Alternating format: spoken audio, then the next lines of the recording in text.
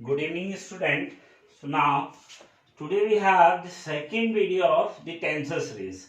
In this video, we are going to discuss about the rank of the tensor. Now, some more fact about the tensor and the component of tensor, and also we are going to discuss about the dyad and the triad and the scalar and the vector tensor. Okay, guys.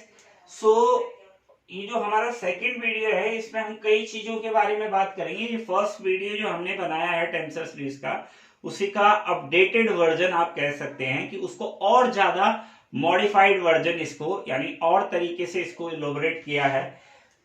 तो अब आप ऐसे समझिए, जैसे मैं आपको बताता हूं कि आप समझिए कि फॉर एग्जांपल मान लीजिए हम उत्तरकाशी डिस्ट्रिक्ट में रहते हैं और हम गंगोत्री गए और हमने देखा गंगोत्री का जो टेम्परेचर है that is 273 degree kelvin, which is equal to I think 0 degree Celsius. Okay, so 273 degree kelvin, 273 Kelvin you have.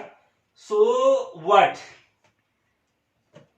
इस टेम्परेचर को डिफाइन करने के लिए आपको कितना चाहिए? 273 डिग्री केल्विन है अगर, तो इसमें क्या है, इसमें आपको कितने कंपोनेंट आपको रिक्वायर्ड है?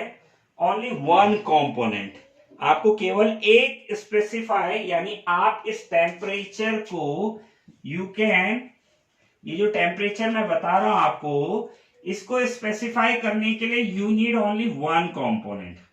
टू स्पेसिफाई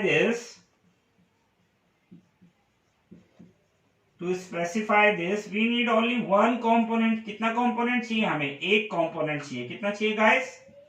एक कंपोनेंट चाहिए। ओके, आप वीडियो को पूरा देखेंगे तो लास्ट में जब इसका आएगा कंक्लूजन पूरी थ्योरी का, तो वहां तक आप जरूर देखें। To specify this we needed only one component. Okay, ना मान लीजिए मैं उत्तरकाशी रहता हूं एंड मुझे क्या करना है? फॉर एग्जाम्पल मुझे जाना है 3 किलोमीटर जाना है समवेयर फ्रॉम पर्टिकुलर प्लेस, किसी पर्टिकुलर प्लेस से, मान लीजिए उत्तरकाशी बाजार से मुझे गंगोरी जाना है, that is near about 3 kilometre. Okay, जाना है। सो व्हाट? अब आप देखेंगे कि मुझे जाना है, तो अब it means what? This is magnitude. ये क्या है? ये आपका मैग्नीट्यूड है कितना? That is 3 kilometre. और किस डायरेक्शन में जाना है भाई? अब मुझे डायरेक्शन यही है जो मैंने वेक्टर का डायरेक्शन मेंशन किया हुआ है यहाँ पर। ये जो वेक्टर ए बी है, इसका जो मैंने डायरेक्शन मेंशन किया हुआ, मुझे इस डायरेक्शन में जाना है। ओके गाइस, मुझे इस डायरेक्शन में जाना है। This is X axis, this is Y axis and this is Z axis. So what? अब आप देखेंगे कि अगर आपको इसको स्पेसिफाई करना है, मान लीजिए 3D स्पेस में आप हैं, तो आप क्या कर सकते हैं? तो इसको स्पेसिफाई करने के लिए आप क्या कर सकते हैं कि अलग अलग आपको 3 कंपोनेंट क्या हो सकते हैं, रिक्वायर्ड हो सकते हैं। कि एक बार आप क्या करा आपने, जैसे मान लीजिए मैंने इसका एक बनाया आपको, कि ये बना दिया मैंने, that is 3i then 3j and then you have k। Okay, sorry 2i and then 2j and then k। तो अगर मैंने बनाया तो इट मीन्स व्हाट? कि मैं 2 इधर गया। ओके, फिर मैं 2 कहां को गया? ऊपर की ओर गया y एक्सिस में। और फिर मैं एक कंपोनेंट किधर को गया? मान लीजिए मैं वो आपके इस तरफ आ गया। किस तरफ? z एक्सिस की तरफ आ गया। सो इट मीन्स व्हाट? कि इस जो ये 3 किलोमीटर का डिस्टेंस है, इसको जस्टिफाई करने के लिए you needed 3 component. If you are in 3 dimension में अगर आप हो, और वो क्या है कि ये 2 जो है आपको, ये किसके लिए चाहिए? आपको एक्स एक्सिस के लिए। ये किसके लिए चाहिए? आपको वाई एक्सिस के लिए। और ये किसके लिए चाहिए? आपको जेड एक्सिस। यानी ये हो गया अपवर्ड। ये क्या हो गया आपका? That is upward direction. And this is, अगर हम इसको ऐसा माने, this is east west and this is north and this is south. So what? कि ये जो आपको चाहिए ये मैंने कहा दो जो है आपको टू, ये आप इस तरफ जा रहे हो तो मान लीजिए ये ईस्ट में आपको रिक्वायर्ड हो गया, एंड दिस इज 2j। अगर आप ऊपर को जा रहे हो सो मान लीजिए ये इसमें आपको किस में चाहिए, नॉर्थ में चाहिए। Okay guys, so it means what, the number of component you required here is, कितने कंपोनेंट चाहिए आपको, that is you needed 3 component. Component number 1 that is 2i in x direction, 2j in y direction, and then k we have in a z direction. Okay guys, so what, ये हमारा क्या हो गया, second component. यानी ये जो मैंने last video में भी बताया था कि वेक्टर क्या है, vector is a tensor of rank 1। So basically rank क्या होता है टेंसर का, उस पर हम आएंगे, लेकिन अभी मैं आपको एक एग्जांपल और दे रहा हूं, तो तब आप खुद डिफाइन करेंगे कि किस तरीके से। वैसे बेसिकली मैं बता दूं, number of basis required, the number of basis vector required for each component, यानी किसी भी क्वांटिटी के एक कंपोनेंट के लिए जो number of basis vector required होते हैं, that is known as the rank of tensor. क्योंकि इसके 3 कंपोनेंट हैं और किसी पर कंपोनेंट, किसी एक कंपोनेंट के लिए कितने बेसिस डायरेक्शन वेक्टर रिक्वायर्ड है, यानी एक से हो रहा है, ना, जैसे 2i, एक वेक्टर बेसिस डायरेक्टर चाहिए, वेक्टर चाहिए, बेसिस वेक्टर चाहिए एक फॉर एक्स कंपोनेंट, किसी पर कंपोनेंट के हिसाब से, तो इसका रैंक कितना हो गया, दैट इज 1। लेकिन अभी हम इसको आगे जैसे जैसे आप वीडियो देखेंगे तो लास्ट में मैं इसको समराइज करूंगा।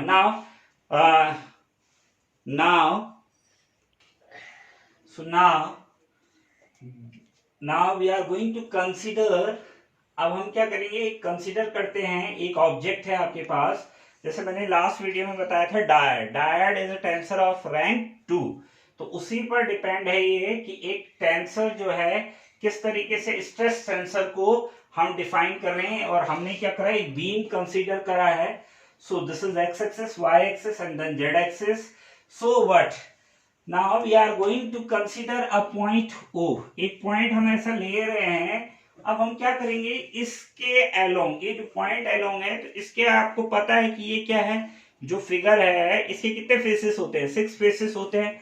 How many faces you have, the 6 faces you have, आप देखेंगे तो इस पे 6 फेसेस हैं। अब ये वो पर्टिकुलर पॉइंट है जहां पर मैंने लिया, तो इसके अलावा अगर मैं फेसेस को अलग अलग करता हूं तो 1 2 3 4 5 6 faces you have. Okay guys, तो अब हो क्या रहा है, इस पर्टिकुलर पॉइंट पर इस फेस की वजह से पर यूनिट फोर्स लगेगा उस पर, तो वो जो फोर्स होगा तो वो 3 कंपोनेंट में डिवाइड होगा, दैट इज, एक तो आपको ये ध्यान रखना है कि जैसे एक तो उसके प्रोपोर्शनल होगा, प्रोपोर्शनल मतलब जैसे ये अगर मान लीजिए तो इसके प्रोपोर्शनल ये वाला फेस, ये देख रहे हैं, ये और ये वाला फेस जो इसके साथ है, फिर ये और ये वाला और ये वाला फेस, तो ये क्या हो जाएगा, इस तरीके से है। जैसे मान लीजिए कि मैंने इसको एक्स एक्सिस लिया, तो मान लो मैं इस फेस की बात अगर कर रहा हूं, तो ये फेस जो है अपने जो बैकवर्ड फेस है जो ठीक इसके जस्ट अपोजिट में होगा, उस पर ये क्या करेगा, इस पर्टिकुलर पॉइंट ओ पर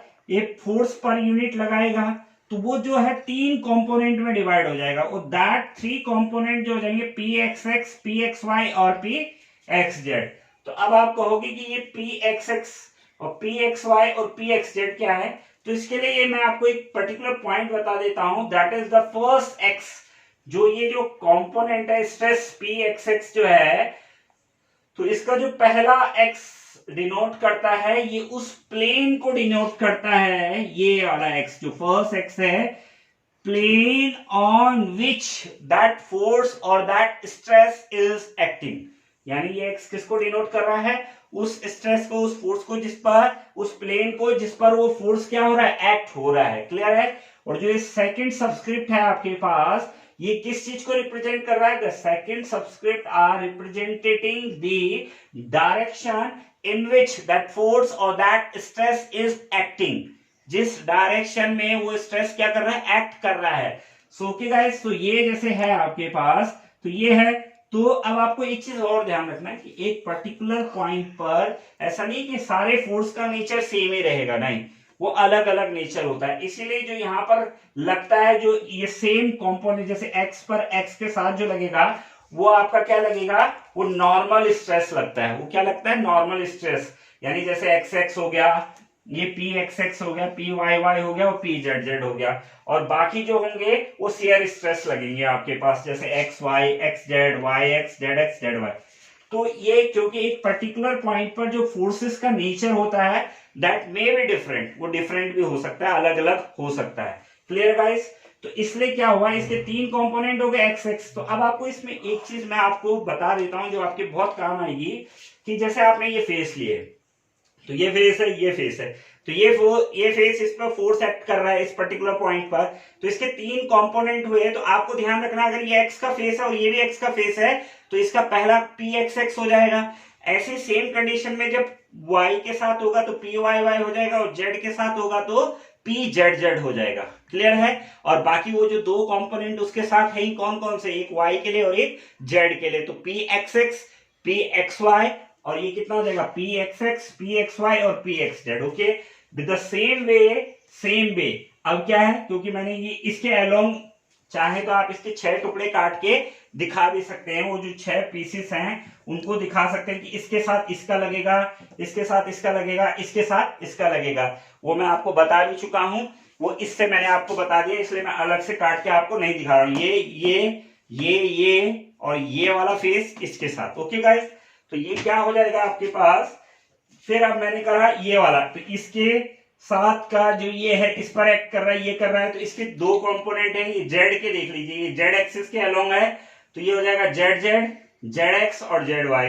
फिर द सेम वे ये इस फेस के पीछे वाला है। अब ये जो नीचे वाला फेस है वाई फेस, और उसके साथ, तो ये कितना हो जाएगा, P Y X P Y Y और P Y Z. So it means what, the number of component you have to represent this object, जो ये स्ट्रेस रिप्रेजेंट कर रहा है, तो कितने कंपोनेंट आपके पास हो गए, that is 9 component you have, P X X P X Y P X Z, P Y X P Y Y P Y Z, P Z X P Z Y and P Z Z. तो ये 9 component जो है आपके पास ये आ गए हैं। तो ये क्या है, स्ट्रेस टेंसर जिसको आप लोग बोलते हैं, उसको भी आप इससे समझ सकते हैं। तो ये हो गया, ये क्या, दिस इज व्हाट नाउ। अब आपको मैंने कहा था, क्योंकि जो मैंने अर्लियर वीडियोस अपलोड किया तो उसमें मैंने बोला था कि जो डायड होते हैं, डायड ऑफ टेंसर कितना होता है, रैंक 2, तो उसमें बताए थे कि उसमें कितने कंपोनेंट आए थे, तो उसमें 9 कंपोनेंट आए थे। तो इसलिए वो चीज ये यहां पर आप उसको क्या कर सकते हो, कोरिलेट कर सकते हो चीजों को। तो इसका क्या मतलब हुआ कि अब हम टेंसर को अगर डिफाइन करें ना, अब इतना हमने पढ़ लिया, अभी मैंने 3 चीजें आपको बताई, एक स्केलर बताया था, एक मैंने वो आपको किसका, डिस्टेंस का एग्जांपल दिया था, and third this one is very important example. Now with conclusion of all these 3 example से हमें क्या कंक्लूजन मिलता है कि हम कह सकते हैं in an m dimensional space, अगर आपके पास m डायमेंशनल स्पेस है, अगर कोई आपके पास, जैसे ये कितने डायमेंशनल स्पेस पर हम कर रहे थे अभी तक काम, 3 डायमेंशनल स्पेस पर हम काम कर रहे थे। जो तीनों मैंने एग्जांपल्स लिए वो किस पे लिए, मैंने 3 डायमेंशनल स्पेस पे लिए। वैसे अधिकतर 3 डायमेंशनल ही स्पेस होते हैं, सिर्फ एक थ्योरी ऑफ रिलेटिविटी को छोड़कर, क्योंकि उसमें एक स्पेस और जुड़ जाता है, दैट इज टाइम फैक्टर जो जुड़ जाता है, तो वो 4 डायमेंशनल बन जाता है। ओके गाइस, बाकी ऑल अदर जो spaces we have, we are dealing with the 3 dimensional spaces. So what, in an m dimensional space a tensor of rank n is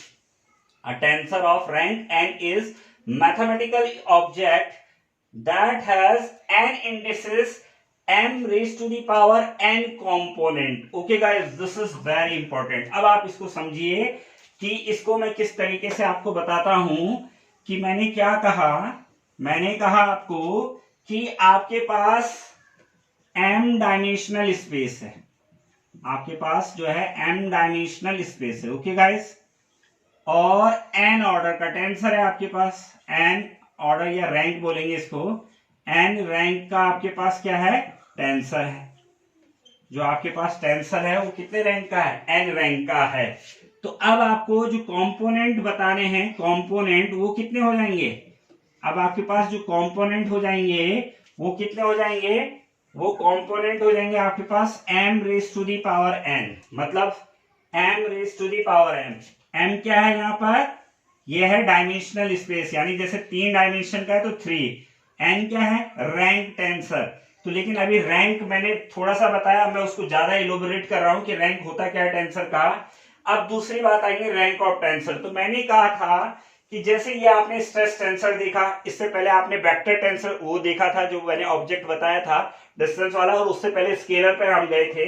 तो इसमें देखिए आप, मैंने क्या कहा कि number of basis vector, number of basis vector you need to क्या है, completely fully specify a component of the tensor. Rank of tensor क्या होता है, number of basis vector you need to fully specify a component of the tensor. यानी किसी एक component को, जैसे ये एक कंपोनेंट है, उसको फुल्ली स्पेसिफाई करने के लिए, इसको पूरी तरीके से बताने के लिए जितने बेसिस वेक्टर आपको रिक्वायर्ड होते हैं, so how many basis vector you required here, that is 2। Clear है, फिर समझ लीजिए, number of basis vector you need to fully specify a component है ये, this is very important point. किसी एक कंपोनेंट को, कोई भी एक कंपोनेंट ले लीजिए आप, pxx, pxy, pxz, किसी भी एक कंपोनेंट को डिफाइन करने के लिए जो number of basis vector you required, जो number of basis vector you required, that is called the rank of the tensor. Very important है, हर जगह पूछा जाता है, और जो लोग टेंसर में पीएचडी करते हैं उनसे भी पूछा जाता है कि what is rank of tensor. तो रैंक ऑफ टेंसर क्या है, किसी एक कंपोनेंट को डिफाइन करने के लिए जितने आपके number of basis vector you required, that is called the rank of the tensor। okay guys, तो इसका मतलब ये जो स्ट्रेस टेंसर मैंने आपको बताया था अभी, जो ये डायड का भी एग्जांपल है, तो इसके लिए कितना रैंक आ गया, इसका कितने कंपोनेंट चाहिए, किसी एक कंपोनेंट को उठा लीजिए, उसके लिए कितने बेसिस वेक्टर रिक्वायर्ड है, 2 बेसिस वेक्टर रिक्वायर्ड है ना, तो इसलिए इसका रैंक कितना हो गया, दैट इज 2 हो गया। पहले वाले के लिए कितने बेसिस रिक्वायर्ड थे, पहले वाला याद होगा आपको, मैंने बोला था 2i 2j and then k। Okay, जो इससे पहले वाला मैंने एग्जांपल दिया था, तो इसमें कितने, देखो एक कंपोनेंट, 3 कंपोनेंट थे ना इसके, 2i 2j और 2k, तो एक कंपोनेंट के लिए कितने बेसिस वेक्टर रिक्वायर्ड थे, एक वेक्टर रिक्वायर्ड था, तो उसका रैंक कितना आ गया, दैट इज 1। ओके, फिर आप उस पर आ जाइए, किस पर, जो आपका सबसे पहले था 273 केल्विन जो था, तो उसमें कितना, द नंबर ऑफ, उसमें अब आपका, क्योंकि वेक्टर बना ही नहीं था, बेसिस की रिक्वायरमेंट ही नहीं थी, तो उसके कंपोनेंट कितने आ गए थे, कंपोनेंट तो कितने आ गए थे उसके, एक कंपोनेंट आया था, लेकिन उसका रैंक कितना आ गया था, दैट इज 0। कितना रैंक आ गया था, क्योंकि बेसिस वेक्टर आपको रिक्वायर्ड ही नहीं है, तो रैंक कितना आ गया, दैट इज 0। अब इसको क्या करना है, इसको मैं आपको वेरीफाई करके देता हूं, that is m raise to the power n से, जो मैंने 3 किए आपके पास, तो ये अब आपको समझ में आ गया होगा। कंपोनेंट का फॉर्मूला क्या है, m raise to the power n। Rank क्या हो गया, the number of basis vector you required for a one component. किसी वो कोई भी क्वांटिटी है, जो फिजिकल क्वांटिटी या कोई भी क्वांटिटी है, उसके एक कंपोनेंट को डिफाइन करने के लिए जो number of basis vector you required, that is वो क्या हो जाएगा, रैंक ऑफ टेंसर हो जाएगा। और डायमेंशंस तो आपको पता ही है कि किस डायमेंशंस में आप काम कर रहे हो, 3D में कर रहे हो, 4D में कर रहे हो, तो किस डायमेंशन में आप काम कर रहे हो, तो वो बहुत इंपॉर्टेंट हो जाता है। तो ये आपके पास क्या आ गया, फॉर्मूला कंपोनेंट का आ गया। तो अब इसको वेरीफाई करके मैं आपको देता हूं तीनों के लिए, जो मैंने 3 चीजें डिस्कस करी। सबसे पहले मैंने डिस्कस करा था 273 डिग्री, दूसरा मैंने डिस्कस करा था, मैंने 2i 2j और k। ओके गाइस, और तीसरा मैंने ये डिस्कस करा है, that is pxx pxy pxz।